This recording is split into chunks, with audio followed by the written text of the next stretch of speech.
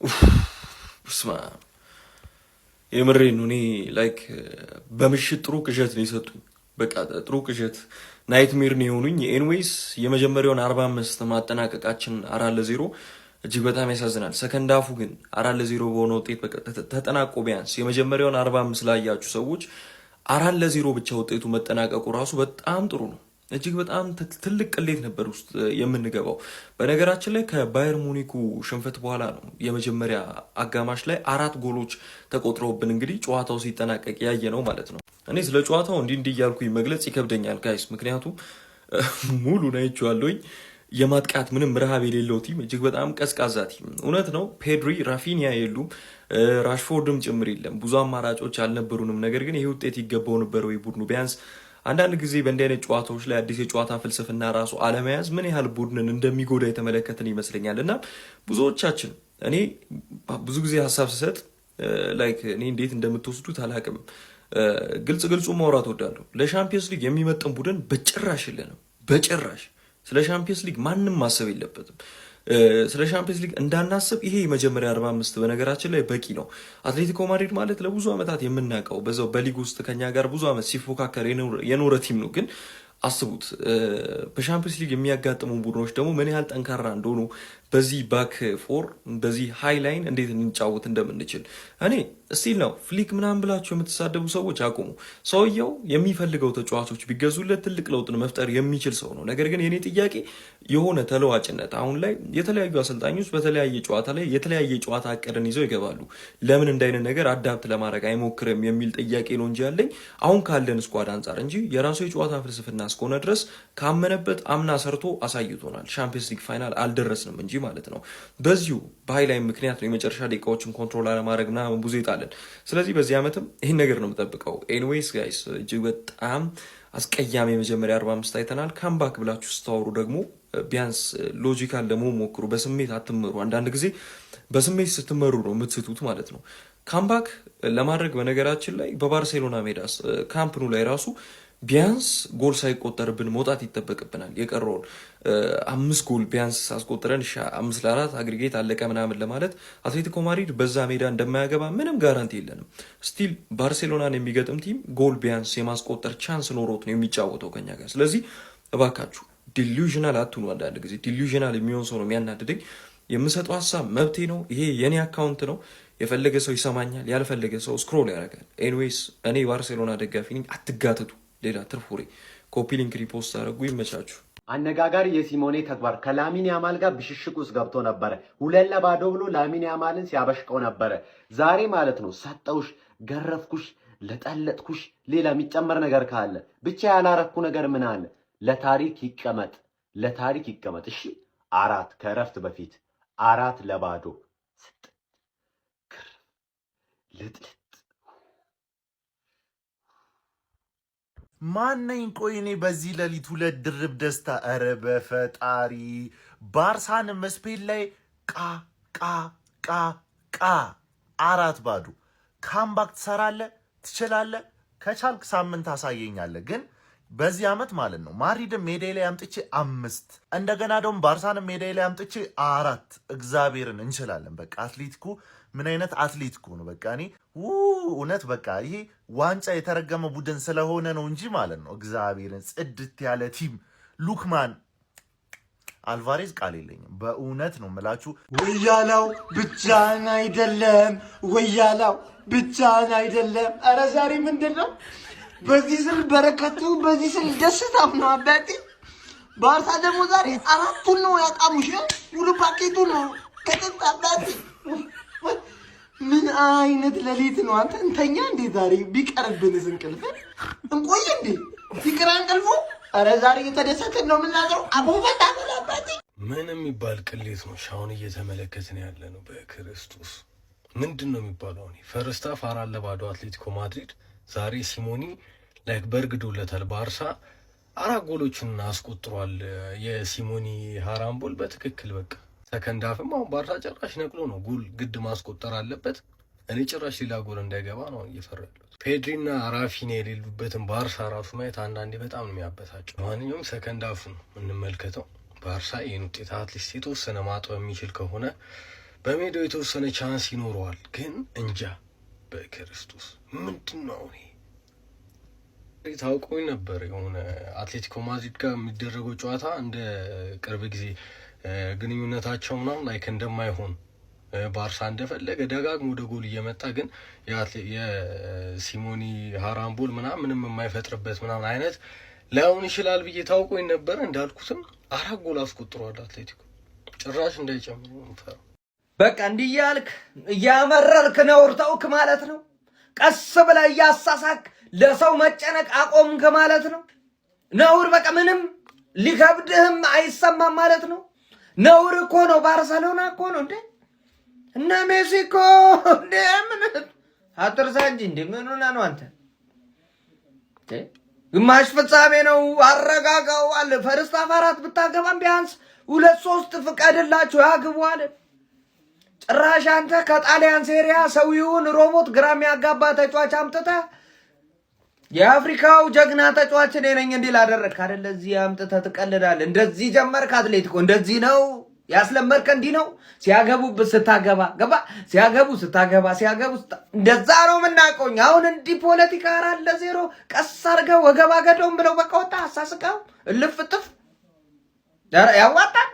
ይመችህ። አይ ችግር የለውም። እሺ ቆይ ምንድነው? እኔ አልተኛ ነው ምንድነው የምትሉኝ? ባርሳ ተለጠፈ ቪዲዮ ስራ ምን አገባኝ? ለምን እዛ ይለጣጠፉም እንዴ? እኔ ለራሴ እዚህ ተቃጥያ አልቄያለሁ። ባርሳ ተሸንፏል ቪዲዮ ስራ ብሎ አዛ ያደርጉኛል። አይመለከተኝም። ምንም አያገባኝም። ምንም ደግፈው ነገር የለም። እኔ እዛ ሰፈር እንደው በቃ እንዴ ለራሴ እዚህ ንድድር እያለሁ መጥተው በዲም ቴንት ያበሉኛል። አያገባኝም። በቃ አራለ ባዶ ተሸንፏል ባርሳ በቃ። ወይኔ መቃጠል! እንዲህ ሰው በሰላም እንኳን መተኛት ማይችልበት ሀገር ሆነ ማለት ነው። እኔ የዛ ቃጠሎ ገና አልወጣልኝ። ባርሳ በአትሌቲኮ ማድሪድ 4-0 ተገረፈ። አንድ መከላከል የሚችል ቡድን ገጠመው፣ ዋጋ አስከፈለው። የአርሰናልም የባርሳም ደጋፊ የሆናችሁ ሰዎች የት እንደምትገቡ አላውቅም። እኔ ባርሳ ተሸነፈ ብዬ በአርሰናል ውጤት የምደሰት እንዳልመስል እኔ አንድ ክለብ ነው የምደግፈው፣ እሱም አቻ ወጥተዋል። ስለዛ በመካከለኛ ደረጃ ተቃጥያለሁ። መካከለኛ ደረጃ ከዚህ የበለጠም ተቃጥዬ አይታችሁም ታውቃላችሁ። 3-2 ተሸነፍን ጊዜ በቅርቡ ግን ኖርማል ነው። አንድ ነጥብ ጥላ አንድ ጣብ ኖርማል። የሚቀጥለውን ጌም ማሸነፍ ሁሌ እኮ ነው የምናደርገው። 6 ነጥብ ለካ በጣም ብዙ ነው። ብዙ ነጥብ የጣልን የመሰለኝ ዛሬ አቻ ወጥተን፣ ግን 4 ነጥብ ነው። 4 ነጥብ እኮ ኖርማል። እኛ ስንጥል አቻ ነው፣ ሲጥል ደግሞ ሽንፈት ነው። ዝም ብለህ 1 ነጥብ ታነሳለህ። 9 ነጥብ እንድንሆን አልተፈቀደልንም። ግን ስለ ባርሳ ነው ቪዲዮ ይሄንን ካምባክ ማድረግ ትችላላችሁ። እናቴን ዘ ቤስት ካምባክ ኢን ፉትቦል ሂስትሪ ሊሆንላችሁ ይችላል። ሉክማን እና አልቫሬዝ አልተቻሉማ። አልቫሬዝን እናምጣው ምትሉ ወይኔ የተቃጠልኩ። አርሰናልንም ባርሳንም የምትደግፉ ሰዎች አይዟችሁ 3 ሊትር እርጎ ጠጡበት ከተረጋጋችሁ። እኔ ኖርማል 80% ነው የተቃጠልኩት። 80% ብቻ 80 ያሳልፋል ነገሩ። A+ ሆነን የምታልፈው በ80%። እናንተ ምንድነው እያየን ያለ ነው? አትሌቲኮ ማድሪድ ፈርስት ሃፍ ባርሳን 4-0 እየመራው ነው። በስመ አብ ምን አይነት ጨዋታ ነው! ጋርሲያ ራሱ ላይ ኦንጎል፣ ግሬዝማን ምን አይነት ጎል ነው ያስቆጥረው፣ ሉክማን በስመ አብ፣ ጆ አልቫሬዝ እጅግ በጣም የሚገርም ጨዋታ ነው። ከምሬ ነው ብላችሁ ያው የአርሰናልንም ጨዋታ ነው ጎን ለጎን እያየው ነው ያለሁት። አርሰናሎች ግን ሰከንድ ሃፉ ለውጥ ከሌለ ማጥቃቱ ምን አይነት ደካማ ማጥቃት ነው እያየን ያለ ነው። ከምሬ ነው ብላችሁ እንዴ ብሬንትፎርድ እንዴት ነው የሚጫወቱት? ከምሬ ነው ብላችሁ ብቻ የባርሳም ጨዋታ እንዳያመልጣችሁ። ከምሬ ነው ብላችሁ እጅግ በጣም ደስ የሚል ጨዋታ ነው። 4-0 በስመ አብ። ተመልከቱ ምንድነው እየተፈጠረ ያለው በኢየሱስ ይኸውላችሁ። ይሄን 4 የሚለውን ካዩ በኋላ ቀጥታ ወደ ላይናፕ ውስጥ ነው የገባሁት ማለት ነው። በአካዳሚ ተጫዋቹና የሆነ አንደር ይግብ እንዴ ፈርስት ሃፍ 4 ጎል 4-0 አትሌቲኮ ባርሳ። ምንድነው ይሄ? እውነት ነው? አይ ኖቲፊኬሽን ገብቶልኝ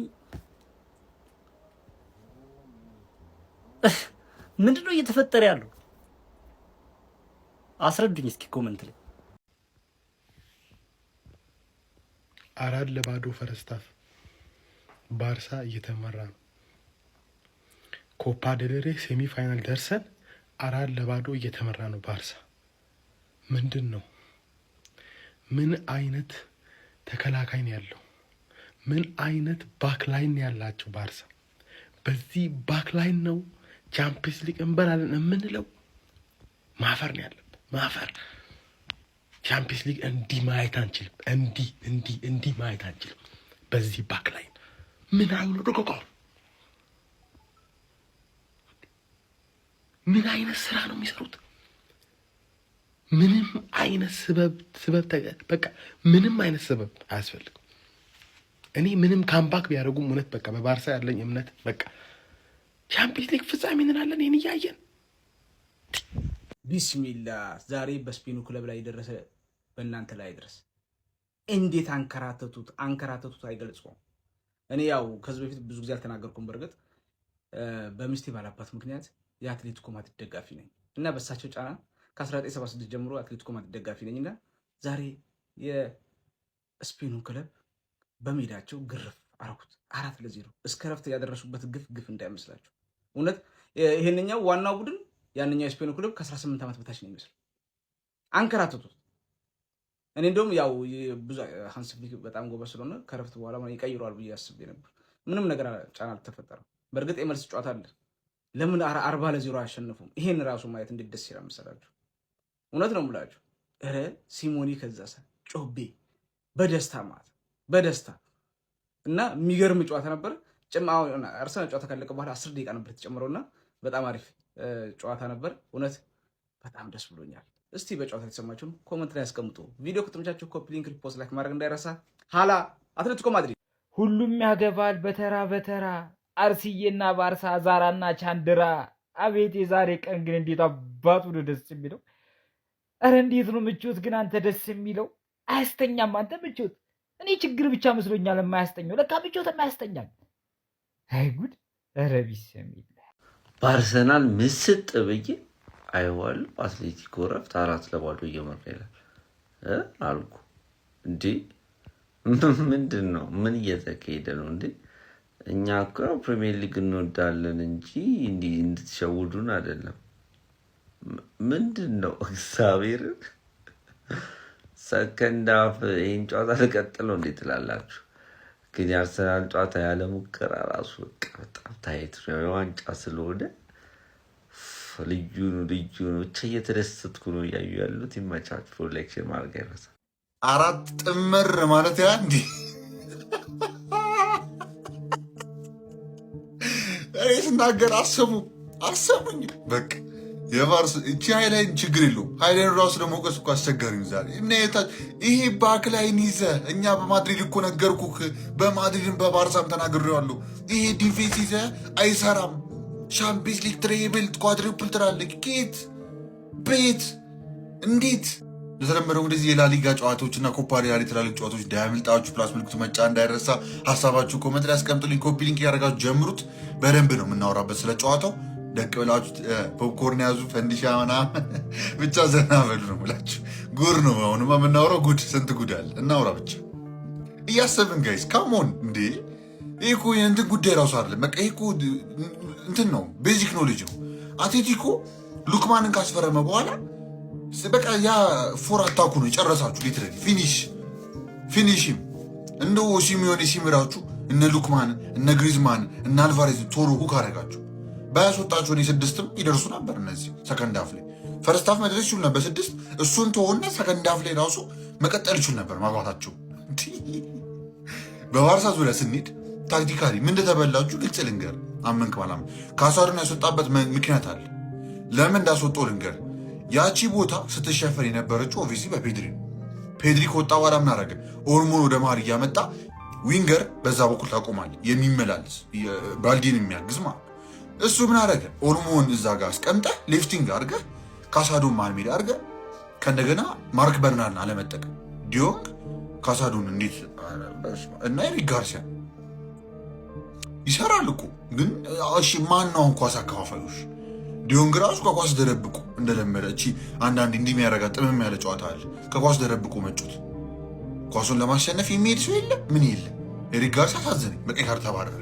ሲሞክር ነበር እሱ ሲሞክር ነበር። ቢያንስ ሌላ እየሞከርኩኝ ነው ብላል ኤሪክ ጋርሲያ። ብቻ ሮኒ ባርዳጂ ነበር አሁን ለምሳሌ ሌፍቲንግ ላይ ባራዥን አድርገህ ማርክ በርናል እዛ ጋር ማሰለፍ ትችል ነበር። ካሳዶና ዲዮንግ አንድ አይነት ምንድን ነው ሀሳቡ? ዋይ ማርክ በርናል እንደዚህ አሪፍ ጨዋታ አሳልፎ ነው የመጣው። የሚገርም ጎል አግብቶ እሱ መጠቀም ይችል ነበር። ዛሬ መሀል ሜዳ ላይ እንደው ግዴታ ኦቨርሎድ ለማድረግ ሊድ ብትል ኮኬን ያለው ማርከስ ዮሬንቴ ነው፣ ጁሊያን ሲሞኔ ያለ በዛ በኩል ለዞ እንዴ እነዚህ አይነት ኮንቴን የማይደረግ ፕሬሲንግ በቃ በፕሬሲንግ እኮ የሚታወቁ ናቸው እነዚህ እኮ አዛ ለዞም ሉክማን ተጨምሮ እና አልቫሬዝ ይህ እኮ በቃ አለቀ። ሊያሯችሁን የገቡት እኮ እናንተ ሊተረዳ ይገባ ነበር። በዛ ላይም ግሪዝማን ተጨምሯል። በዛ ላይ የመጀመሪያው ጎል ኤረር ነው፣ እሱ ያጋጥማል። ኤሪክ ጋርሲያ ወደኋላ ያቀበለው ኳስ ጆዋን ጋርሲያ ያመለጠው ገባ። እሱ ኤረር ነው፣ ያጋጥማል። ጆዋን ጋርሲያ ያጠፉ። ግሪዝማን ያገባው ጎል የሚገርም ጠቅጠቅ አድርገው ገቡ። ከኢንሳይድ ሴም ጎል ሉክማን ያገባው ጎል ከእንደገና ማን ነው ሞሊና ለእንትና ጁሊያን ሲሞኔ ለግሪዝማን ለእንትና ለሉክማን አልቫሬዝ ለሉክማን ግሪዝማን ለእንት ብቻ እንደዚህ ነው የተሰጣጡት። ከዛኛው ዊንግ ወደ መሀል መጣ፣ ከመሀል ወደዚህ ዘሴም ታይፕ ኦፍ ጎልስ ማለት ነው ሲጨርሷቸው የነበረው ያቺን ኦቨርላፕ ኳስ ካረጉ በኋላ ከዛስ አራተኛው ጎል ዘሴም አኪን ተቀባበሉት። ከቲንሳ የተደረገ በአይ ቲንክ ሞሊና ነው። አሁንም ሞሊና ዛሬ ሞሊና እና ጁሊያን ሲሞኔ ልገልጸው አልችልም። እናንተ የሰሩት ስራ እሱ ክሮስ ያደረጉት ኳስ አልቫሬዝ ጨረሱ። ድንቅ አትሌቲኮ ፈርስት ሃፍ ላይ ከዛም በላይ ብዙ ቻንስ ነበራችሁ፣ ታውቁታላችሁ ራሳችሁ።